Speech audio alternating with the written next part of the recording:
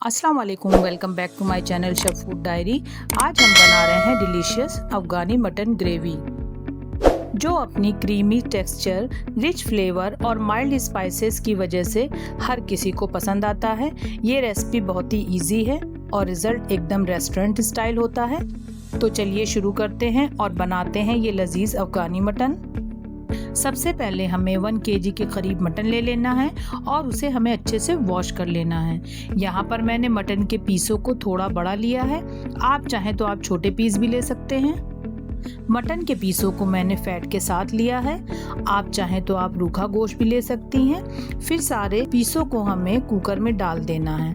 अब कुकर में हम 1 टेबल स्पून नमक डालेंगे, फिर एक मीडियम साइज की प्याज डालेंगे। प्याज को हमें रफली चॉप्ड कर लेना है। 1/4 चम्मच हल्दी डालेंगे और 1 चम्मच भरकर अदरक लहसुन का पेस्ट डालेंगे और लास्ट में आधा कप पानी डालेंगे और सारी चीज़ों को अच्छे से मिक्स करने के बाद गैस पर कुकर को रख देंगे।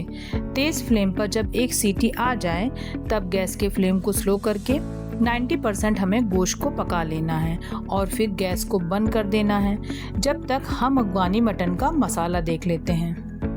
हमें 5 ग्राम के करीब हरा धनिया ले लेना है। हरे धनिये को हमें अच्छे से वॉश करके डंठल सहित तोड़ लेना है। 2 छोटे टुकड़े अदरक के, 2 बड़ी प्याज, 6 से 7 हरे मिर्च, आप चाहें तो मिर्च की क्वांटिटी कम या ज़्यादा भी कर सकते हैं, 6 समूचे काजू और 6 से 7 बादाम। आप चाहें तो आप इसे स्किप भी कर सकते हैं। काजू बादाम डालने से ग्रेवी में स्मूथनेस आ जाती है। और 1 बड़ी आंडी लहसुन की। सारी ही चीज़ों का हमें फाइन पेस्ट बना लेना है। ये देखिए, इधर हमारा गोश्त भी अब 90% गल चुका है। अब हमें इसे भूनना है।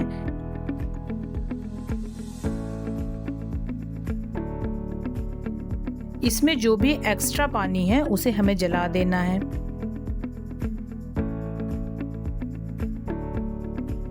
ये देखिए, गोश्त का पानी अब जल चुका है।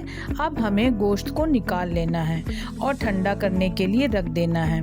कुकर में जो भी मसाला बचा हुआ है उसे भी हम अभी यूज़ करेंगे।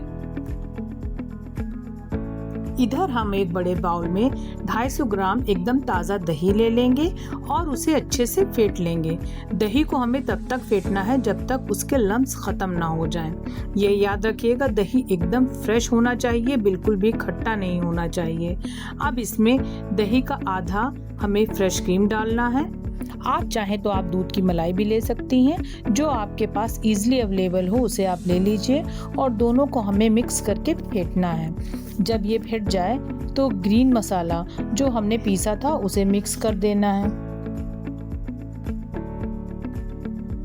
अब इसमें हम गोश्त के पीस डालेंगे। पीस डालने के बाद पीसों को हम ग्रेवी में मिक्स करेंगे और 15-20 मिनट के लिए नॉर्मल टेम्परेचर पर रख देंगे। अब हमें बर्तन में 3 टेबल स्पून के करीब बटर लेना है और थोड़ा सा ऑयल डालना है। अब इसमें हमें मटन के पीसों को तलना है। मटन के पीसों को हमें इस तरह झटक कर डालना है ताकि मसाला उसमें ज़्यादा ना चिपके। जब मटन का एक सिरा पक जाए तब आप उसको पलट दीजिए। इसी तरह से हमें सारे पीसों को फ्राई कर लेना है। अब बर्तन में जो ऑयल बचा था उसी में हमें आधा कप ऑयल डाल देना है। अब इसमें हम दालचीनी का 1 टुकड़ा, 2 छोटी इलायची और 4 लौंग डालेंगे। जब मसाले चटकने लगें तो उसमें जो हमने ग्रीन ग्रेवी है वो डाल देनी है। थोड़ी देर पकाने के बाद हम इसमें 1 टेबल स्पून ज़ीरा, 1/2 टेबल स्पून गरम मसाला, 1/3 स्पून तखनी मिर्च का पाउडर यानी कि सफ़ेद मिर्च का पाउडर और 1/3 स्पून चाट मसाला। सारी चीज़ों को मिक्स करने के बाद 1/2 टेबल स्पून हम नमक डालेंगे और इसे भूनेंगे। हमें चम्मच से ग्रेवी को लगातार चलाते रहना है। ये देखिए, ऑयल अब हमारा सरफेस पे आ चुका है। अब इसमें हम मटन के पीसेस डालेंगे और जो कुकर में हमारा मसाला बचा हुआ था उसमें थोड़ा पानी डालेंगे। ग्रेवी के लिए हमें उसी का पानी यूज़ करना है। मैं आपको दिखा नहीं पाई, लेकिन आपको उसी से ग्रेवी बनानी है। अब इसमें हमें 1 टेबल स्पून कसूरी मेथी डालना है। कसूरी मेथी को हमें रोस्ट करके हथेलियों के सहारे मसल करके डालना है अब ढक्कन ढक कर हमें स्लो फ्लेम पर 10 से 15 मिनट के लिए गोश्त को गलाना है। गोश्त को हमें कम से कम 15 मिनट तक पकाना है। 15 मिनट पकने के बाद गोश्त अब हमारा गल चुका है। अब हमें गैस के फ्लेम को ऑफ कर देना है। फिर इसमें हमें कोयले का स्मोक देना है। स्मोक देने के लिए हमें बर्तन में एक छोटी सी बाउल रखनी है और उसमें गर्म किया हुआ कोयला रखना है। कोयले में हमें घी या बटर जो भी आपके पास अवेलेबल हो उसे डालकर फ़ौरन हमें ढक्कन बंद कर देना है। अब हमारा अफ़गानी मटन थिक ग्रेवी के साथ और नरम गोश्त के साथ बिल्कुल तैयार है। आप इसे रुमाली रोटी, नान या शीरमाल किसी भी रोटी के साथ एंजॉय कर सकते हैं।